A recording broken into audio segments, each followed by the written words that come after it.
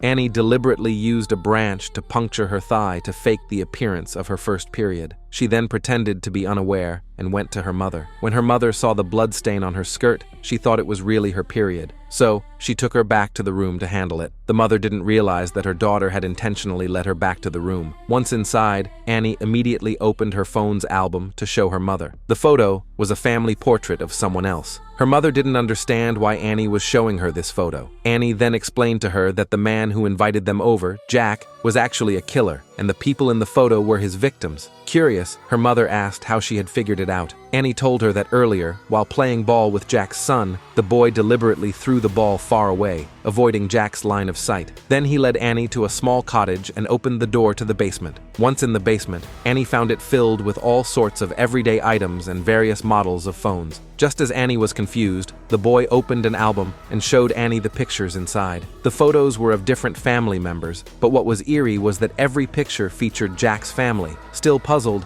Annie didn't understand. Then the boy flipped to the page with his own photo and pointed out that his parents were not Jack's. Annie was in disbelief. At that moment, the boy pointed to his tongue and opened his mouth wide.